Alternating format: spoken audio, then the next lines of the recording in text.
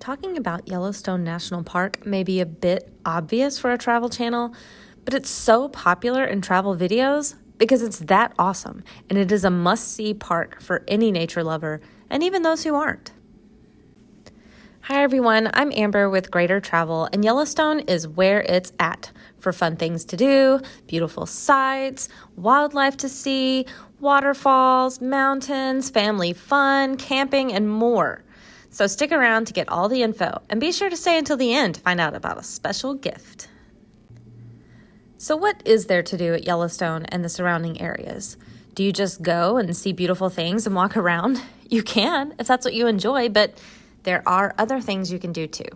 Yellowstone spans across borders into 3 different states: Wyoming, Montana, and Idaho. So depending on where you stay, there will be quite the variety of activities.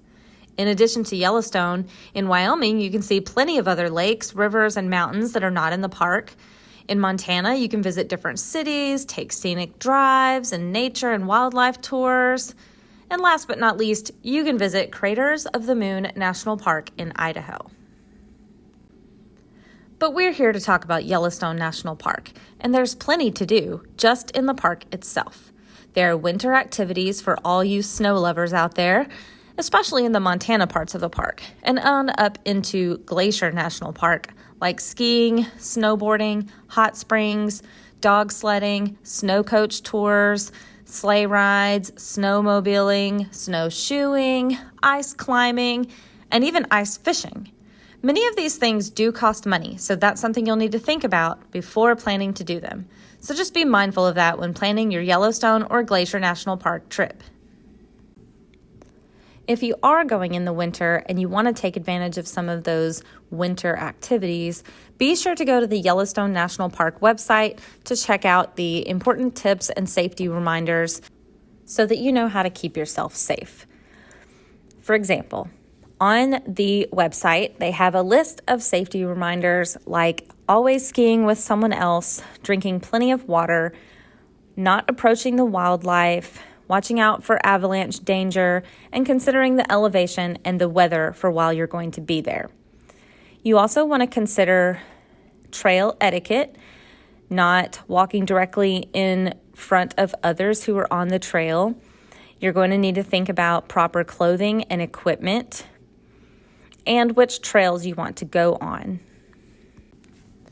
Maybe snow isn't really your jam, and you just want to catch the wildlife in action.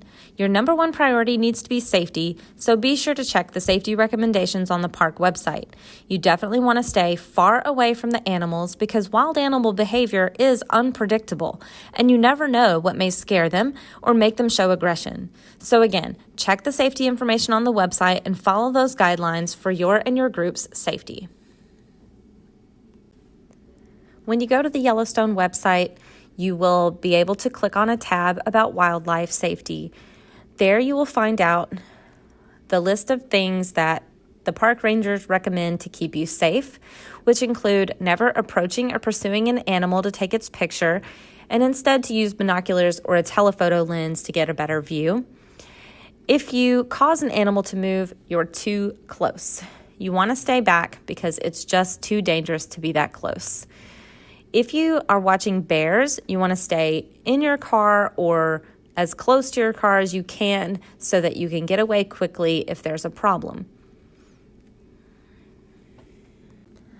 Other outdoor activities include hiking, biking, horseback riding, fishing, camping, going out on the water, taking photographs, guided tours, and visiting all the beautiful sights.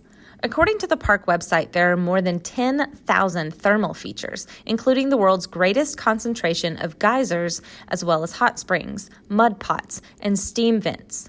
The most well-known places to visit are, of course, the Old Faithful Geyser and the Grand Prismatic Spring, and both are must-see attractions for all.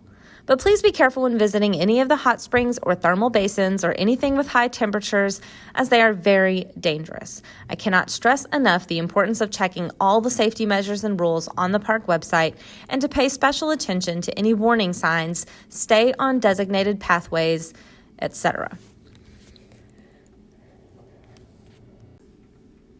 Some of the things the website recommends for you to do to keep you safe are to always walk on boardwalks and designated trails, keep children close and do not let them run on the boardwalks, do not touch thermal features or runoff.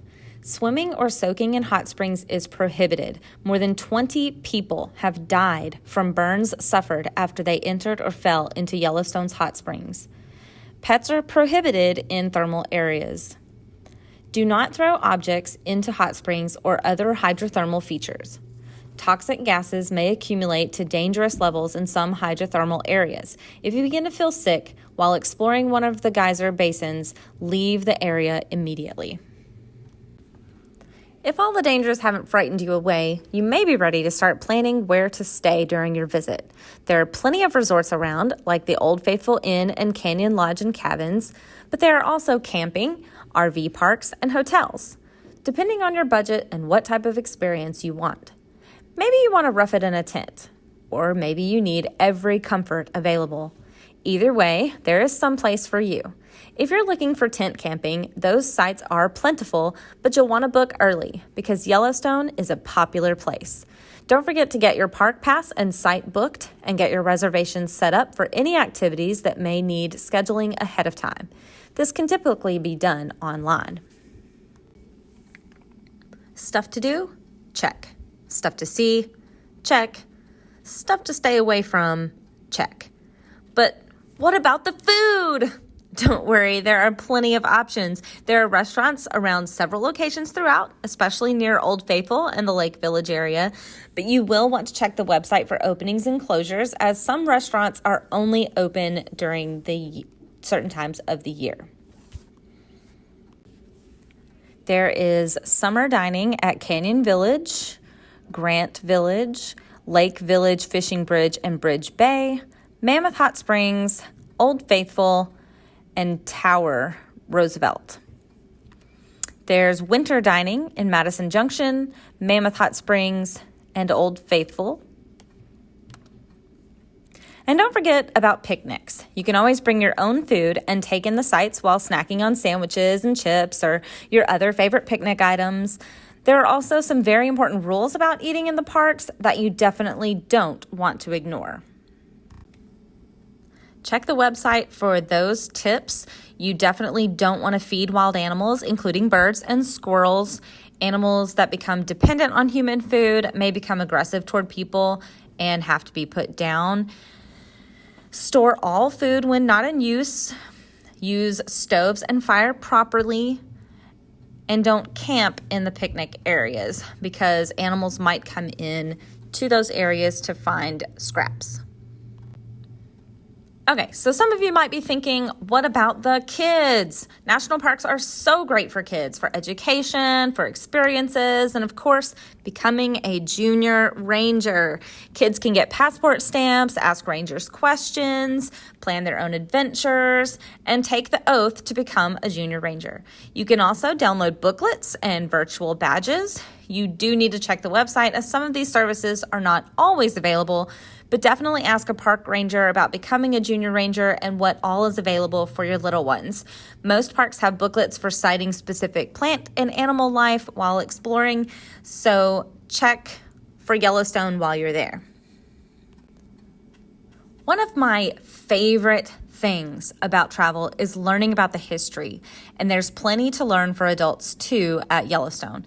You can learn about the local people throughout history, tribal history, the cultures of those tribes, and also about the different sites in the park and how they were formed, why the temperatures are so high in the springs, and why Old Faithful sticks to a very strict schedule.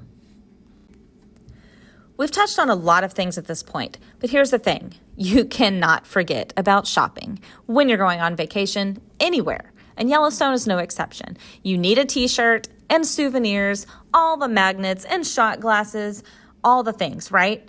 Sure, and you might be able to find all that and more in the park store, so be sure to schedule that into your visit. Speaking of shopping, don't forget about all the gear you're going to need. Some ideas are hiking boots, a poncho, a water bottle, or wearable water pack, so you'll have plenty of water, sunscreen, protective gear, a mini first aid kit. You may want a backpack to carry snacks and other provisions. Check the description box below for some helpful links to products you may be interested in. You may even find that special gift I mentioned linked there as well. So you've got all the info. You know it's the vacation you want to take. Now's the time to decide when you want to go, whether it's winter with all the snow or summer where you still might encounter snow in some areas, but you'll have a bit warmer temperatures, and where you're going to stay, eat, and sightsee. You may want to decide on that budget first, though. If you like this video and you want to see more similar content, subscribe to Greater Travel and click the bell to be notified when future videos are uploaded. Be sure to leave a comment about your experience at Yellowstone if you've been before, or something you look forward to on your future visit, and we will do our best to respond to your comment. Thanks for watching. See you next time.